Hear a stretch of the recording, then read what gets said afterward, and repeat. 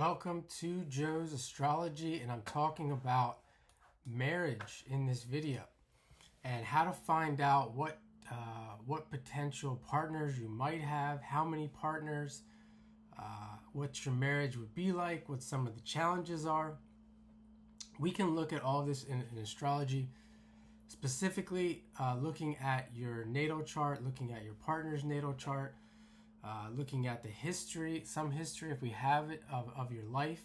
Contact me if you'd like to do that through an astrology reading.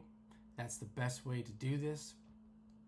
But in this video, I'm just going to take you through some of the things that I've learned and seen that work well in finding out this information. And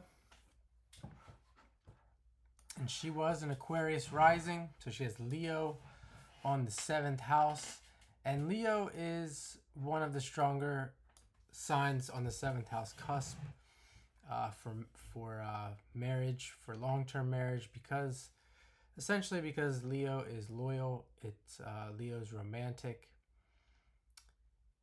and those are the kind of partners that the Aquarius rising will attract. Then there's of course a better chance for a long-term marriage. It's a fixed sign, and I think it's not just the idea of being loyal, but the romantic part of it, just having someone who is romantic or thinks like that, that's going to keep a marriage together. And if we look at the 7th house here, there is a lot of activity for Aaliyah. And those planets are in Virgo. So we have the Moon, Saturn, and the North Node all in Virgo in the 7th house. Saturn is retrograde, so we're going to come to that here in a second. But certainly having 3 planets in the 7th, she's going to come into life not having a problem attracting relationships. And I just did a little bit of research before I started here. I think she was 12 years old when she first met R. Kelly. And R. Kelly is a good example here of what I'm going to talk about with the Moon, Saturn. The Moon, Saturn, and the North Node together there really shows that there is a good chance not only for this committed long-term relationship, specifically because of Saturn, but it's going to be, it potentially would be with someone who is older. And you see Saturn in the North Node as well in the middle degrees, the Capricorn degrees of Virgo. And I'll get into that as well. And I think I also read that she may have been later in her life, towards her end of her life, in a relationship with Damon Dash, who was also 8 years older than her. Now, me personally, I don't think that that's a big deal, or I don't think that that's necessarily different or unusual, but going with what most people think, that is this age separation is a little unusual, and it does have to do with Saturn here being attracted to older men.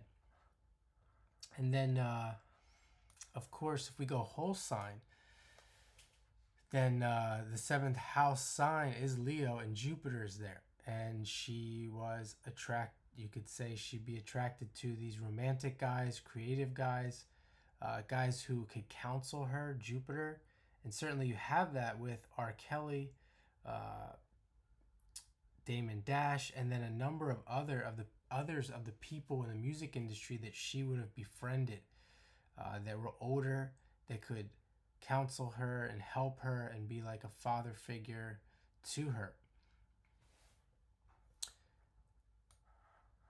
And I really wanted to point out this retrograde as well, because that's typically Saturn. When Saturn's retrograde, it points to Uranus, so we're going to look at that as well, where her Uranus is and how that's playing out.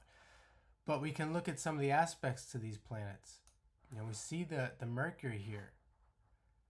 The Mercury that's making a trine, a harmonious aspect, in the 11th to these planets. So you can see that's you could make sense out of that, and you could easily see that this person would be a friend as well. She would be attracted to older men who are her friends, and that is true. From my understanding, that is what she did. She uh, would become friends with these people first, and the sun is there, close to the 11th house. Her sun is in Capricorn, or Mars is in Capricorn there, also making a trine to those planets in the 7th. So her herself being a Capricorn, I think that adds to this as well, and that she would have probably been more mature as a younger person than the others of her age. That's in some ways, maybe I'm a Capricorn sun and Capricorn rising, and I think there's some truth to that in myself. I know a guy who was a Capricorn sun moon, and he dropped out of high school at 16 to start working like 70 hours a week, worked on a farm as a kid, and owned his own business by the time he was 20 years old. So there's something to this idea of maturity as well that many people aren't going to relate to. We can look at the I'm going to stick to the basics here for those who have Aquarius rising. Also going to look at the ruler of the 7th and the 1st, and that is the Sun and Uranus. So the Sun, again, the ruler of the 7th is the Sun. It's in Capricorn, and it's conjunct Mars. So these are going to be leaders, people that she would be in relationships with, leaders. You could say with Mars that there could be some separations there, some indication of some separations. And then with the moon as well, the moon can be changeable because of the emotional ups and downs. Now, with Saturn being there, I think that is a mitigating factor. But again, with the moon there, not going to have a problem getting into relationships, even if there are separations. And then the ruler of the 1st is Uranus. And they are in just about an exact, almost exact 60-degree angle. So that's a sextile. That's usually a more favorable aspect. So that would be a good sign that she's going to have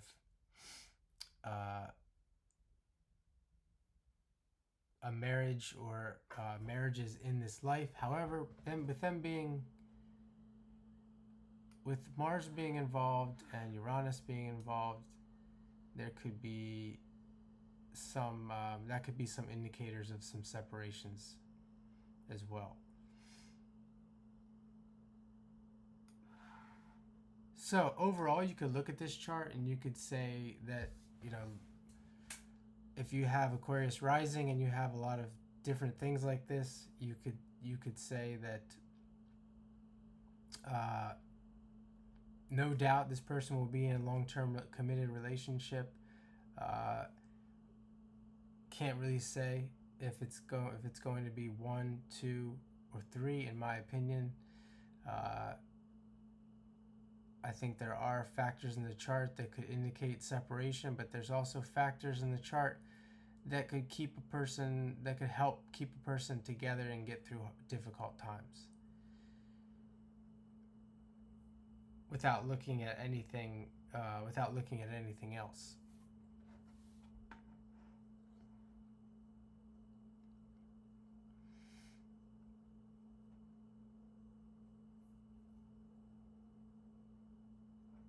So I'm going to leave it there for now, and thanks for watching.